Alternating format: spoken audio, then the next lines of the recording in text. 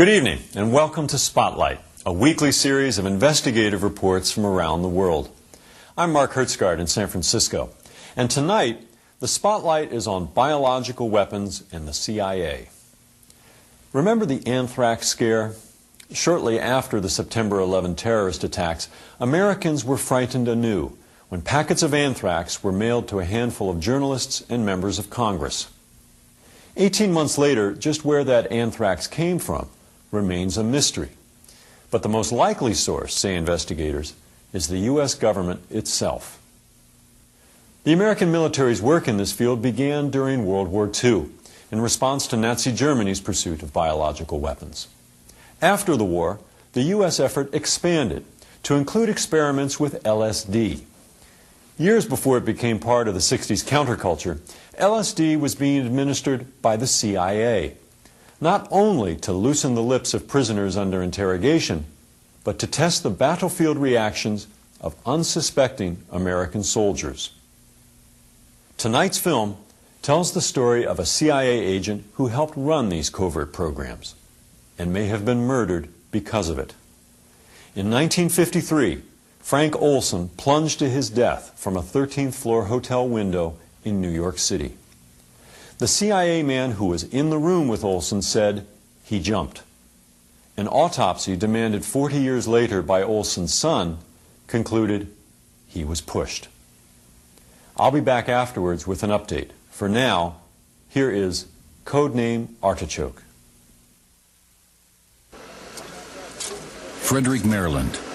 More than 40 years after his death, the body of former CIA scientist Dr. Frank Olson has been exhumed. Olson's son Eric is convinced his father was murdered by agents of the American government because he wanted to leave the CIA. Dr. Frank Olson was an expert for anthrax and other biological weapons and had top security clearance.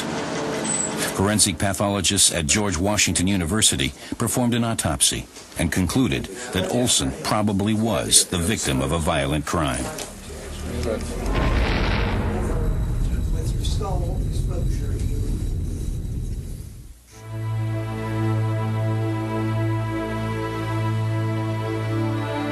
I was very strongly identified with him. I loved him.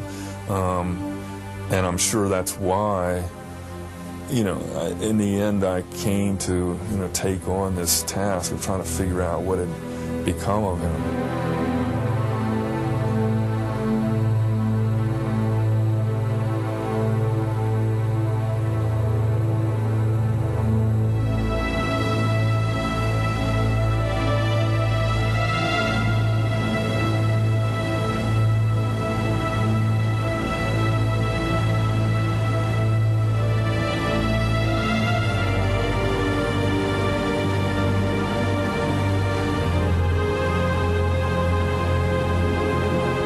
It has been 8 years since the exhumation. Eric Olson is still searching for the reasons behind his father's death in November of 1953. Eric was 9 years old at the time. It's a quest he inherited as the oldest of 3 children, to solve the mystery of their father's death. My real memories of my father are not very, many or very clear, because the trauma of his death really kind of darkened a lot of these memories. His death was, so dark and so unmentionable. I mean, after he died, it was a subject that one couldn't really go near. Eric Olson has returned to live in the house his father built for the family in Frederick in 1950. Back then, Olson Sr. was one of the biochemists responsible for the Biological Weapons Center the U.S. Army ran nearby. The anthrax letters that killed 5 and caused illness to several others have haunted Eric ever since. Could there be a connection between his father's death 5 decades ago and the acts of terror taking place today? We've been exposed to fight against anthrax. I don't have anthrax. Confirmation that anthrax killed 2 Washington postal One man workers. is dead. Being nervous these days. Those are the facts. It feels like every I don't time. have anthrax. We've been exposed to anthrax. Which serves the White House. The deadly disease that frightened America after the terrorist attacks on September 11th seems to have come from the same U.S. Army laboratory in Frederick, where Olson had worked, Fort Detrick. The Biological Weapons Lab was founded in 1943. At the time, the Americans feared Hitler might attack the Allied troops with a virus or bacteria. They quickly produced a gas mask and anthrax weapons in order to be able to strike back in kind. Monkeys and chimpanzees, mainly protective masks and clothing that resist bacteria. Dr. Frank Olson, an Army captain and one of the first scientists at Fort Detrick, worked together with Norman Cournoyer. The two became good friends. Their first sons were born within a few days of each other in 1944.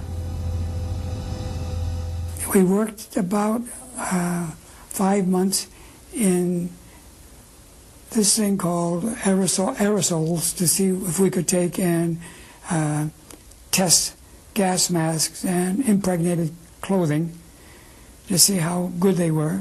And then one day he was transferred to working on hot agents. He said, "Norm, how about working for me in the hot stuff?" That's what we always referred to it. N was anthrax, X was botulism, and so forth. Christmas 1947. The war is finally over. Norman and his family celebrate together with Alice and Frank Olson and their children. Were we close? Yes, very, very close. Every day of the week for 2.5 years. So you can expect us to be close. Among the things his father left behind, Eric Olson found some home movies and slides. At first, he didn't pay them much attention, but today he sees that material from a different point of view. Might it contain any indication of the secret anthrax research his father was doing after the war? Frank Olson made a hobby of home movies. These scenes reveal nothing of his secret task involving deadly weapons. They show the perfect world of a young father, captured with the latest 8mm camera to hit the market. Afterwards, Frank Olson turned to photography. He brought home a lot of slides from his many travels. His photographs also primarily show private moments. Frank and his wife Alice and son Eric in 1945. Mr. and Mrs. Olson in 1947 with son Eric and daughter Lisa. Christmas 1949 in a tuxedo. Alice had given birth to their third child, Nils, in the meantime. The whole subject of the relationship between a wife and a husband who's doing, top secret classified work is a subject one could discuss at some length, because the wife, I think, develops, uncanny kinds of intuitions about all the things that are not being said, and she knows the limits of what she can ask. And for quite a long time, I think, possibly ever since my father began working at Detrick, actually, that the whole issue of the monkeys dying was a very delicate matter for him. And when he would come home from work for lunch and have a certain kind of expression, she would immediately know that this meant that morning all the monkeys had died, which meant that the experiment had been a success. Arthur Vidic is Frank Olson's brother-in-law. Their families regularly spend their summer vacation together. Vidic remembers Frank Olson as an American patriot who was enthusiastic about working for the Army's biological weapons program. He was a person who believed in what he was doing, who felt that the work that he was doing at the center in Frederick was important for the United States. He considered himself a terribly loyal and patriotic person. That kind of an attitude of loyalty was one way of expressing your Americanism. Dr. Frank Olson had worked for the U.S. Army's Biological Weapons Laboratory for exactly 10 years when he died in New York in the wee hours of November 28, 1953. He spent the night at the Hotel Pennsylvania, along with a CIA agent who was there to guard him. That night, Frank Olsen plunged to his death from his room on the hotel's 13th floor. It was said through a closed window.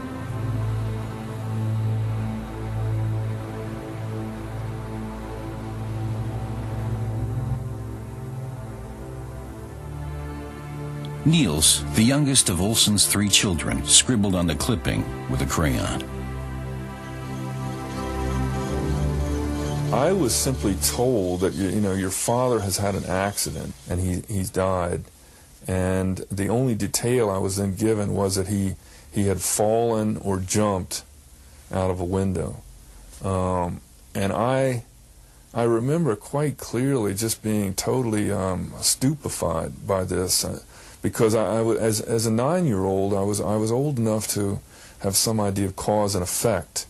And I had no idea, what does it mean to fall out of a window? I mean, how do you fall out of a window in the middle of the night? What is that, you know? Eric didn't understand, and for his mother, the subject of his father's death became a taboo.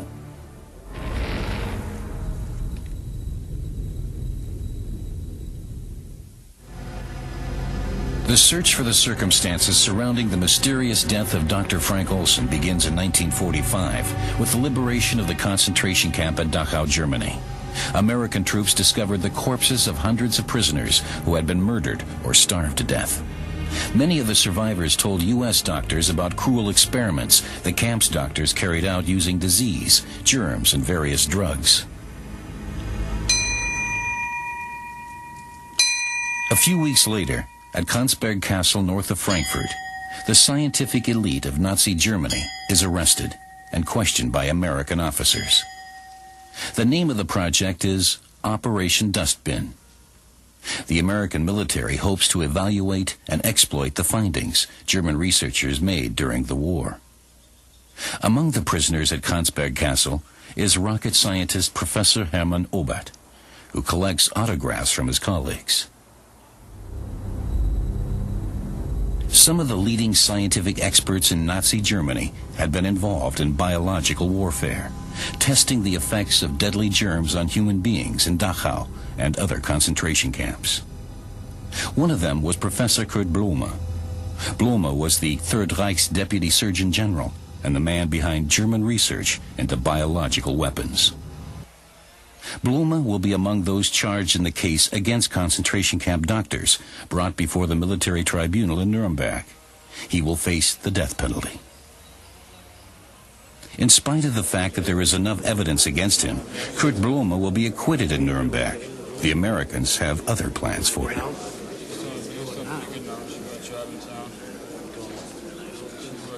Ich habe hier in aller Offenheit bekannt, dass ich ein überzeugter Nationalsozialist und Anhänger Adolf Hitlers gewesen bin. We were interested in anyone who did work in biological warfare. Now, did they want to use that, the Nazis? Yes, absolutely. They wanted to use anything that would kill people. Anything. The Americans save Kurt Blume, seen here on the left, from death by hanging. In turn, he provides them with information about the Nazi biological weapons program. One of the specialists interrogating Blume is Donald Falconer, a friend and colleague of Frank Olsen. Falconer is responsible for developing anthrax bombs. Today, more than 50 years later, Donald Falconer lives in a convalescent home not far from Friedrich. We had quite a number of beings. Well, maybe he came in a lesser... Eric Olsen had visited Falconer several times, hoping his father's old friend might one day confide a crucial secret in him. But Falconer refuses to say anything, feeling bound by his military oath, and he doesn't want to be interviewed.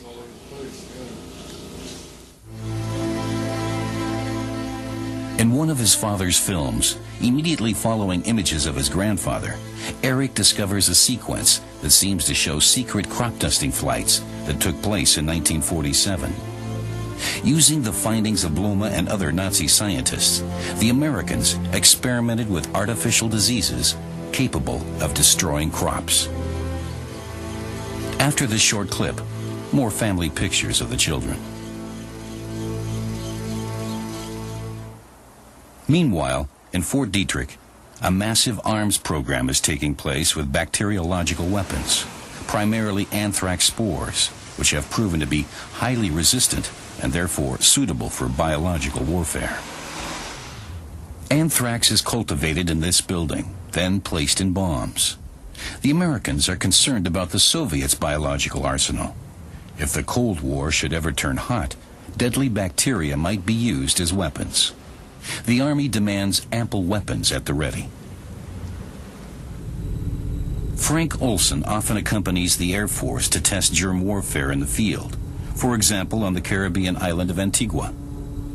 These tests are carried out to monitor the spread of diseases under realistic conditions. Most of the tests Olson's team carries out in the Caribbean and on the Alaskan tundra deal with relatively harmless bacteria, but some tests are conducted using actual pathogens called hot stuff. We didn't use anthrax, we used Bacillus glabigii, which is very similar an spore as anthrax is. So, to that extent, we did do something that was not kosher.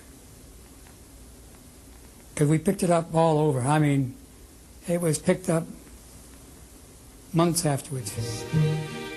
We'd ride in limousines. It's an easygoing life they led, but they have a secret mission. In California, Olson and his team drive up the Pacific coast in a yellow convertible to prepare an experiment to take place over San Francisco Bay. Spores will be released in order to test the city's vulnerability to an act of Russian sabotage. Frank Olson loves life and has little interest in following rules. His unconventional manner seems inconsistent with his job working for the Army.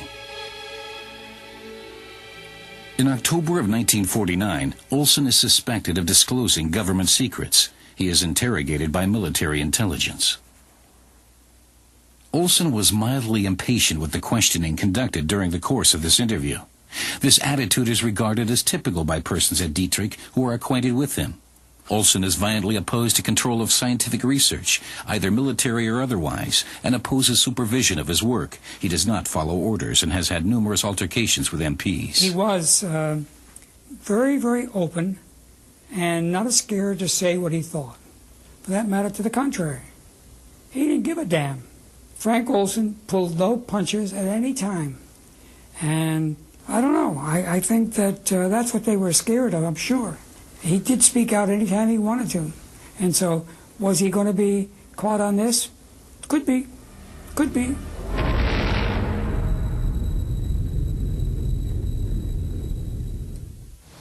As the scientist responsible for biological warfare experiments, Frank Olson was among the most important holders of confidential information during the Cold War. November 1953. 4 years after he was suspected of disclosing secrets, an accusation that was never proved. During a trip to New York, Olson is accompanied by a CIA agent who watches him constantly, never leaving his side.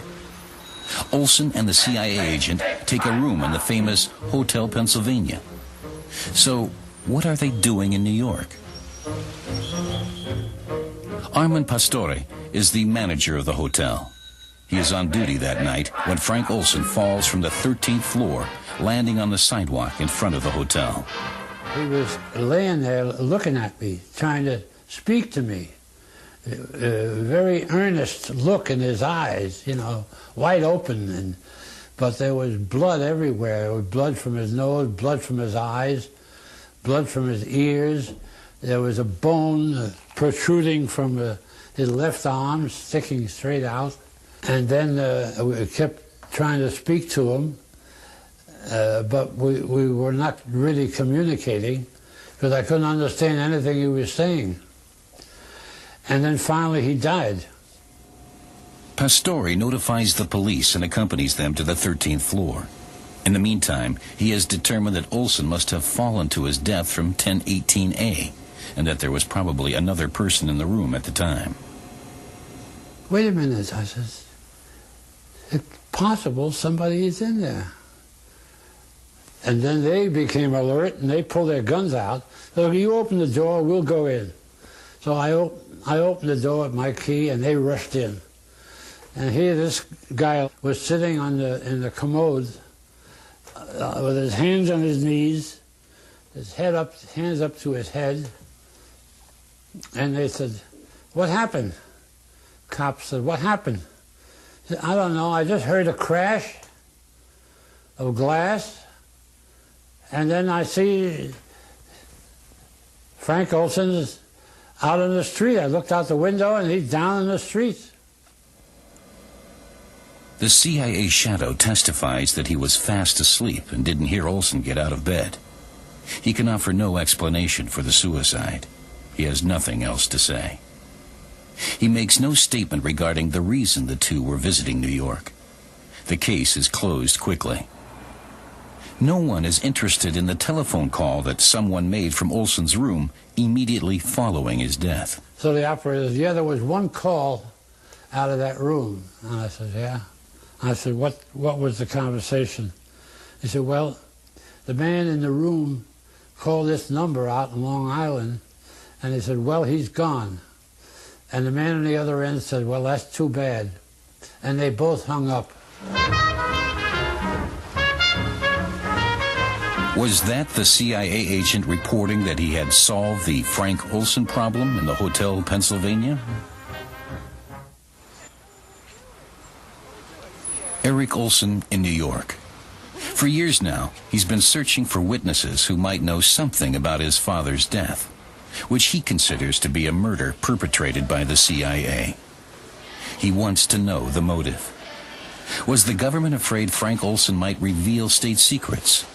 The recent terror attacks involving anthrax were a shock to Eric. Anthrax killed 2 Washington postal workers. Man is dead. Being nervous these days. Those are the facts. It feels like every time we've been exposed to anthrax, which serves the White House. Eric finds himself wondering about a lot of things. Was the anthrax terrorist one of our own? Is that the reason he hasn't been caught? Because he knows something no one else should find out about. A secret his father knew too? In a suburb of New York, Eric Olson meets longtime CIA veteran Ike Feldman. In the 50s, he worked in drug enforcement. At least, that was the official version. Although Feldman never met Eric's father personally, he discovered some information about the circumstances of his death. Well, the source that I had was in the New York City Police Department. It was the Bureau of Narcotic Agents, and it was the CIA agents themselves. They all seemed the same, that he was pushed out the window, that he didn't jump. People who wanted him out of the way said that he talked too much, and he was telling people about the things that he'd done, which was American secret. If you work on a top government secret, city secret, state secret, and it spills out to people that you shouldn't know, there's only one way to do it: kill him.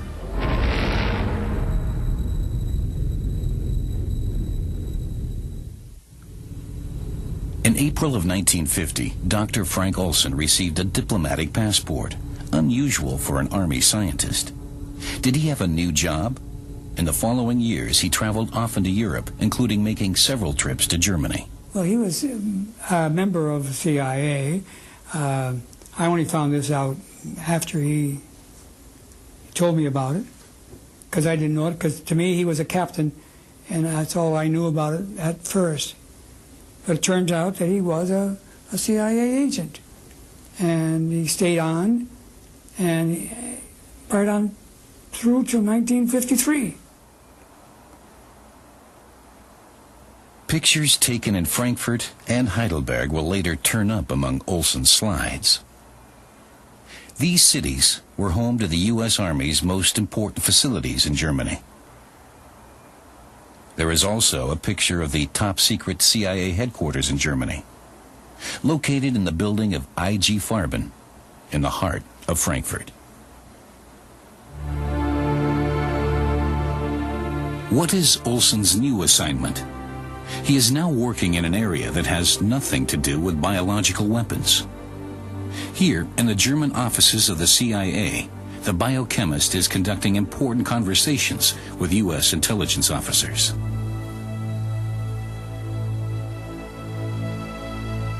Increasingly, he can be found in the company of other CIA agents, including a certain John McNulty. It has to do with a top-secret project to use chemicals, drugs, and torture on human beings in order to break their will and make them submissive. Brainwashing. The code name for this operation? Artichoke. The team would enjoy the opportunity of applying artichoke techniques to individuals of dubious loyalty, suspected agents or plants, and subjects having known reasons for deception.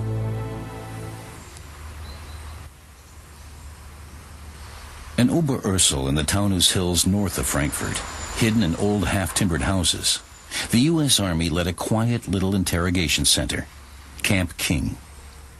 It was primarily Soviet agents and defectors from East Germany who were kept here, people the CIA considered to be communist spies.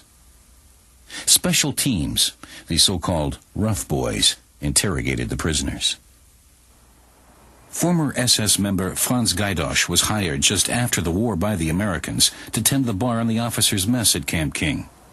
Sometime in the year of 1952, in the top-secret interrogation center, Gaidosch runs across another German, Professor Kurt Blume.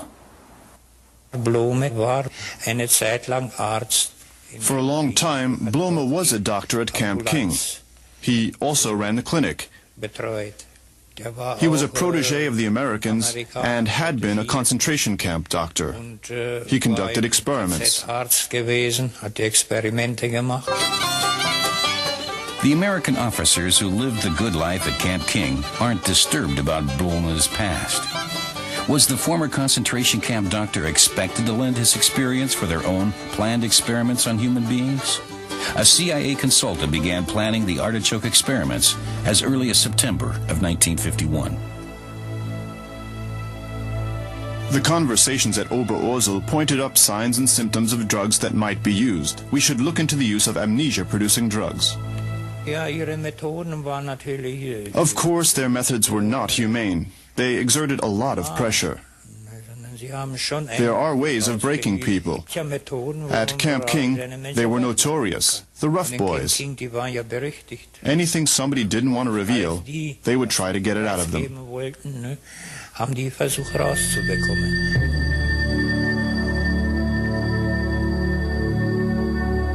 There are many indications that the cruel experiments involving human beings, Operation Artichoke, took place in this isolated CIA safe house near Camp King at the edge of a town called Kronberg.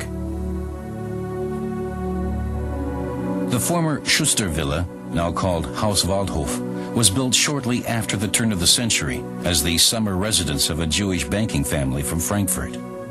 The Nazis confiscated it in 1934, and the Americans took it over after the war. The neighbors, the community, didn't know who it was, what this place was, because the military personnel going in and out of the house weren't in uniform. They wore civilian clothing. The vehicles had no license tags, so the community wasn't even aware it was an American facility.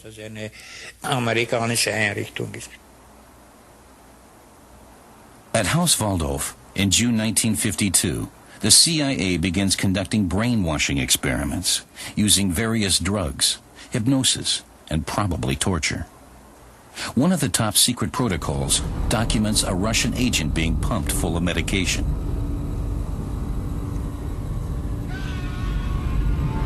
The goal of the experiments is to manipulate the human mind in order to extract secrets from its subjects, and then to erase their memory so they can't remember what happened to them.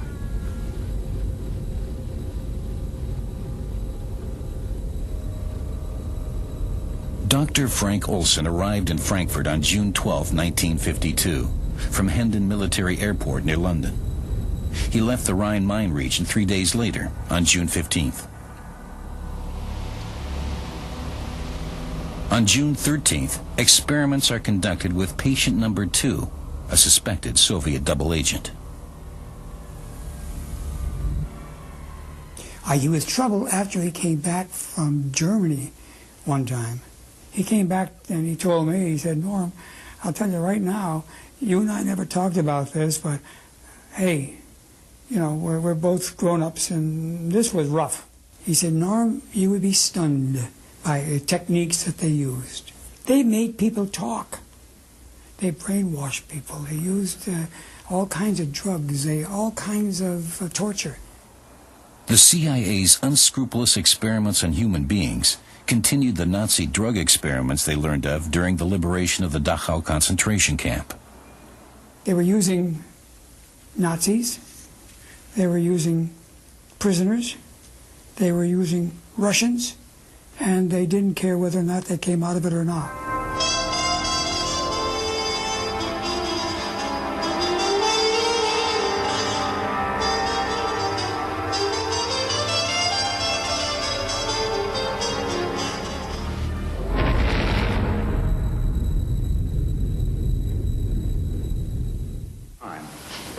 One of the things we had to do was to assemble an... Meanwhile, the U.S. Army was conducting extensive experiments with a new miracle drug, LSD.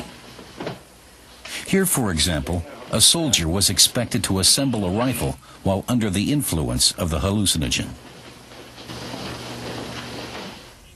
The Army's LSD experiments took place on the campus of the Chemical Corps in Edgewood Arsenal. The scientists who worked in these laboratories in the early 50s and who collaborated closely with Frank Olson were looking for new hallucinogenic substances. They hoped to find a way to use the drugs on the battleground.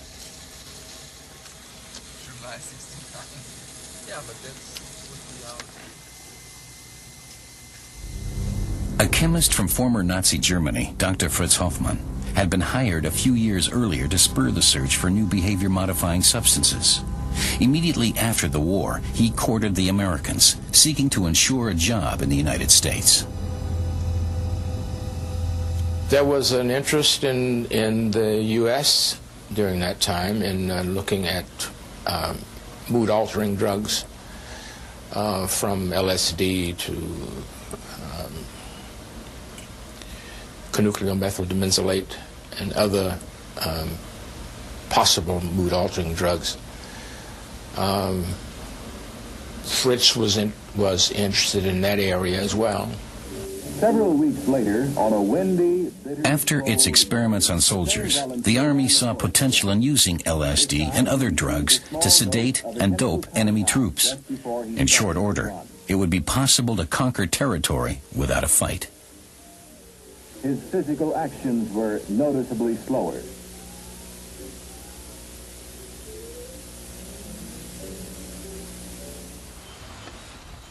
A short time later, the CIA begins conducting its own LSD experiments in the bohemian New York neighborhood of Greenwich Village on Bedford Street. But unlike the Army experiments, the subjects of these tests, which took place in an apartment disguised as a brothel, would not be informed. The CIA hired prostitutes to pour LSD into their customers' drinks and then lure them into revealing secrets. My purpose was to see that we got guys up there who we wanted to talk, and through other people we got prostitutes to come in and speak to these guys. And these prostitutes would put something, which I found out later on was LSD, into the drink and make them talk. Either they wanted to talk about narcotics, security, or crime. This was all part of the CIA experiment. They called it dirty tricks.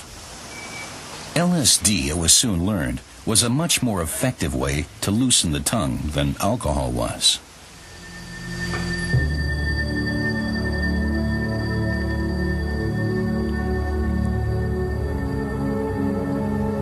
Deep Creek Lake in western Maryland, a 3-hour drive from Washington.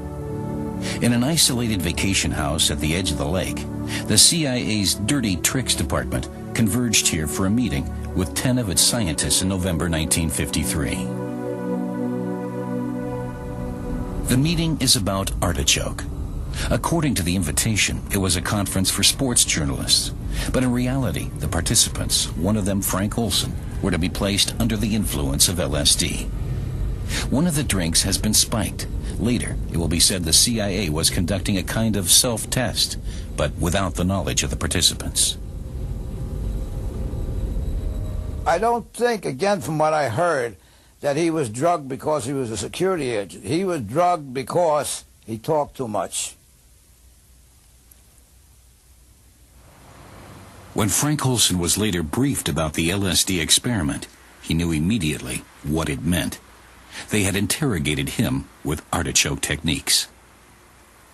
Friday evening, he came home and spent the weekend, in this house with my mother and brother and sister and me. And during much of that weekend, they sat on a sofa, which was just over here, and it was a foggy November weekend, as she described it. And they sort of sat there, holding hands and kind of staring out these big windows into the fog.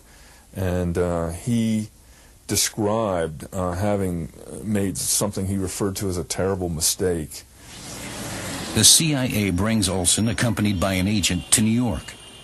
In the hotel, they are joined by a doctor working for the Secret Service, who administers medication. Frank Olson has become a security risk, but it seems the CIA has already found a solution.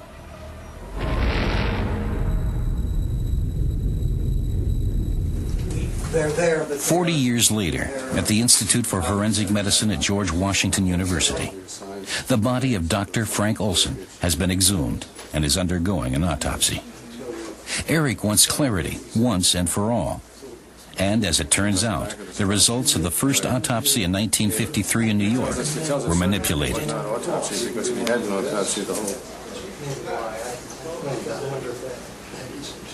A report from New York City in the medical examiner's office, which I had before me, was totally inaccurate in some very important respects. It talked about lacerations, cuts of the flesh, that in all probability might have been caused by glass in the course of his fall. There were no lacerations. They were not there, totally non-existent. We also noticed immediately that he had a hemorrhage, which we call a hematoma. It's what we call a subgaleal hematoma, which is under the skull by the frontal bone. That is only reasonably explainable as having occurred by reason of his being, shall we say, silenced, being rendered unable to defend himself so that he could be tossed out the window. Stars arranges to visit the Pennsylvania Hotel with Armand Pastore, the hotel manager who found Frank Olson that night. Afterwards, he makes his judgment. It is my view, and that of a number of my team members, not all of them, but a number of my team members, that it was homicide. That would mean Frank Olson was first knocked out by a targeted blow and then thrown out of the open hotel window. Just a few months before the murder took place, the CIA had this study of assassination prepared, a how-to book for agents on how to kill people without leaving any clues. In this report it says, "The most efficient accident in simple assassination is a fall of 75 feet or more onto a hard surface. In some cases, it will be necessary to stun or drug the subject before dropping him." What was spelled out in that assassination manual was almost letter for letter what happened to Dr. Olson.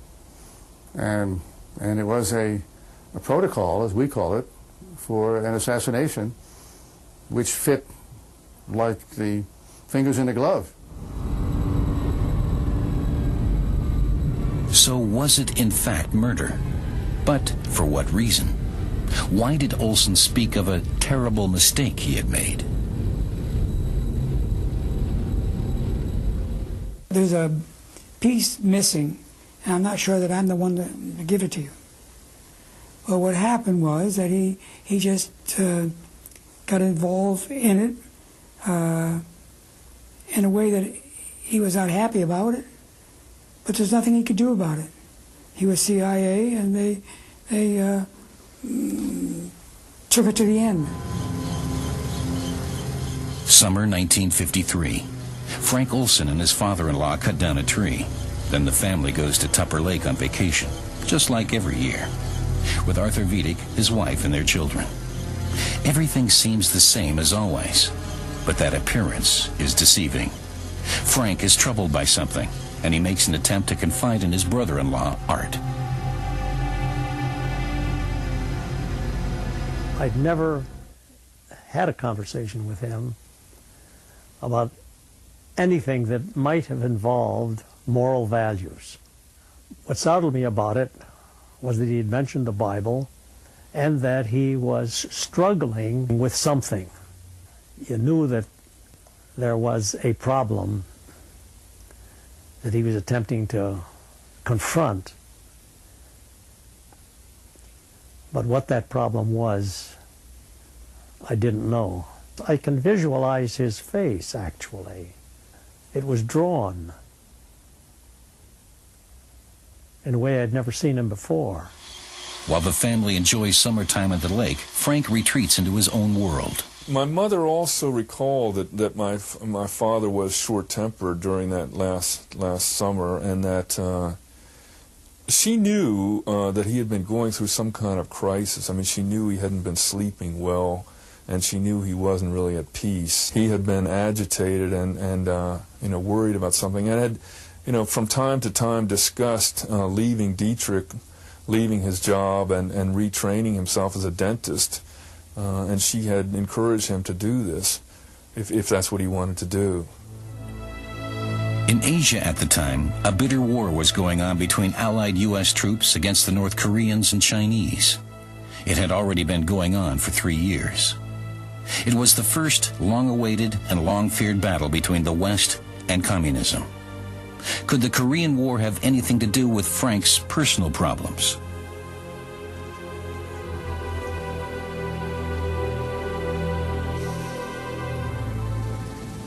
He still has an office here in Fort Detrick, in the U.S. Army's Center for Biological Weapons. At the same time, he is working for the CIA. Among the tasks of the Dirty Tricks Department in Building 1412 are brainwashing, drugs, and torture, as well as murder by means of poisons and bacteria. On July 17, 1953, Olson celebrates his 43rd birthday with friends. A few days later, he leaves for the last trip he will ever take. He took his movie camera. First stop, London. First objects filmed, Big Ben and a parade on the Mall. Then on to Paris. Near the Eiffel Tower, his 2 CIA colleagues sit in a sidewalk cafe and watch pretty French girls go by. On the left is John McNulty.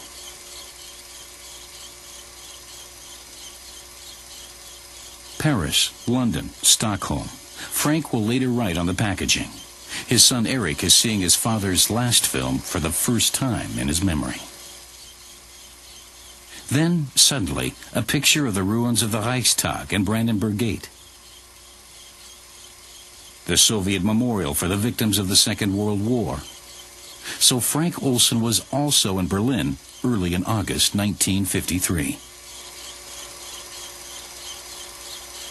In Zehlendorf, he photographs the headquarters of the American Army. Is Frank Olson on a secret artichoke mission? Several top-level communist agents were being interrogated in Berlin at the time. It was a time of intense political and military tension in the divided city, just weeks after the civilian uprising in the Soviet sector. At the Army headquarters in Berlin, Olson apparently witnessed brutal interrogation methods.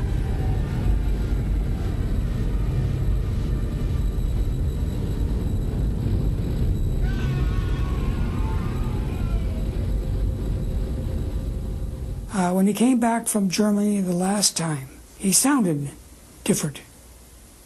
When he talked to me, he said, I can probably tell you things that I can't tell other people because you're still in top secret material, but the people that he saw in Germany went to the extreme.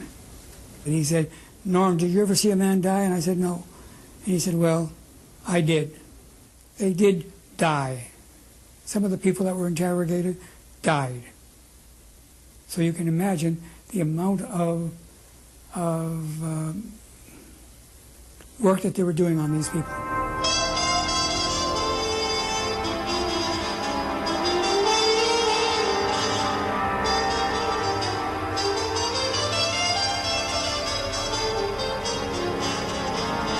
He said that he was going to leave. He told me that. He says, I'm getting out of that CIA, period. In Korea, it's just a matter of days before the first American prisoners of war will be released. Some of them will face charges of high treason because they accuse their own country of conducting biological warfare. When my son asked me what I did in Korea, how can I tell him that I came over here and dropped germ bombs on people, destroying and bringing death and destruction? How can I go back and face my family? Are their accusations accurate, or are they themselves the victims of communist brainwashing? One thing is for certain, back home in freedom, the soldiers making these confessions will be interrogated again, using drugs and torture by their own people. All hands agreed that among the returning POWs from Korea, the hardcore group and those who had been successfully indoctrinated were excellent subjects for artichoke work. The American soldiers who claimed to have committed biological warfare were apparently manipulated using artichoke techniques. This is documented in CIA papers, and indeed, all discredited their confessions.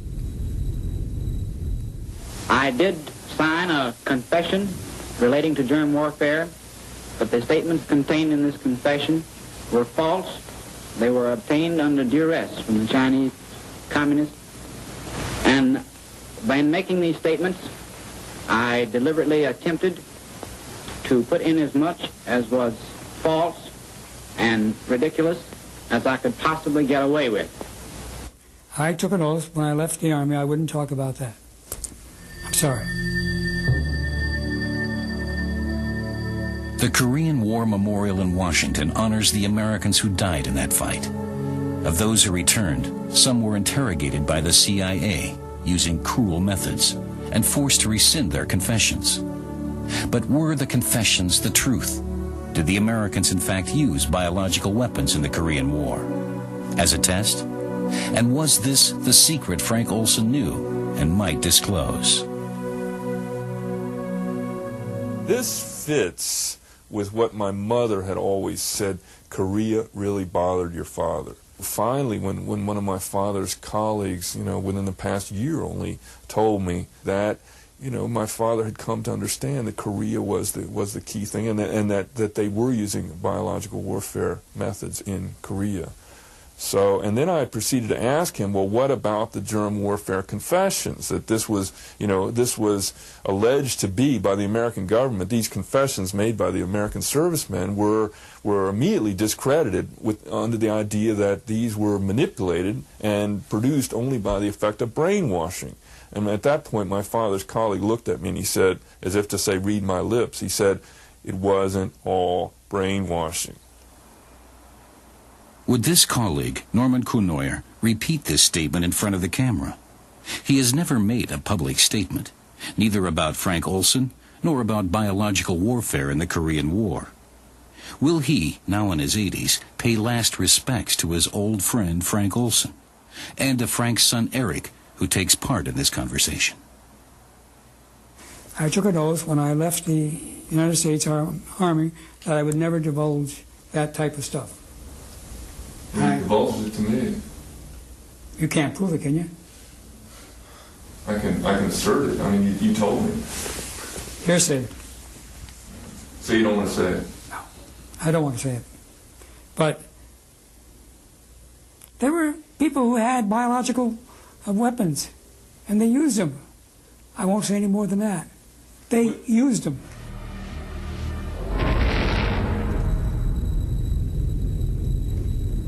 Was there a reason for your dad being killed by the CIA? Probably so.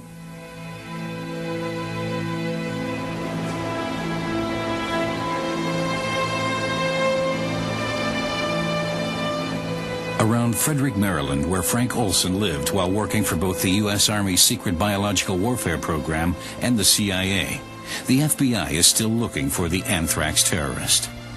For months, the largest investigation in the history of American criminal justice has been underway. Should the perpetrator be accused and the case come to court, the government in Washington might be forced to reveal what Eric Olson believes is top-secret information about illegal research on biological weapons, about the use of anthrax in the Korean War, and about his father's murder.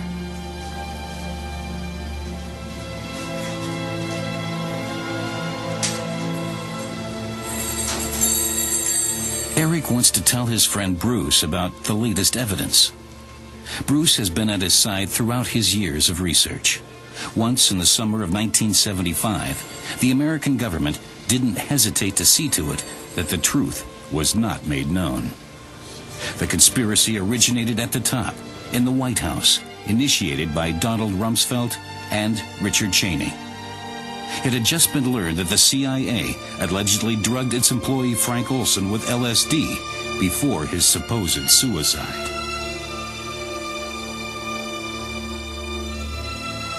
Rumsfeld and Cheney, heads of the White House Chiefs of Staff, at the time recommended to President Gerald Ford that he apologize to the family in the name of the government and to support retribution in order to prevent worse things from happening. That's the content of this White House memo.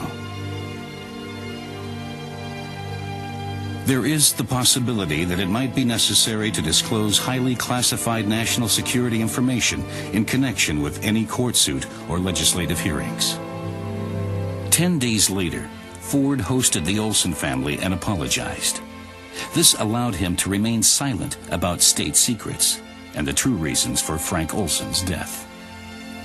What this means for me is that, national security homicide is not only a possibility, but really it's a necessity when you have a certain number of ingredients together. If you're doing top secret work that is immoral, arguably immoral, especially in the post-Nuremberg period, and arguably illegal, and at odds with the kind of high moral position that you're trying to maintain in the world, you have to have a mechanism of security which is going to include murder.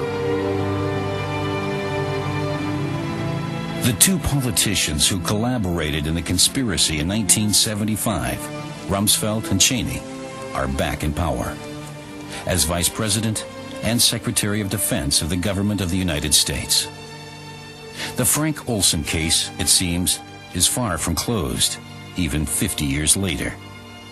That, at least, is one thing of which Olson's son is now certain.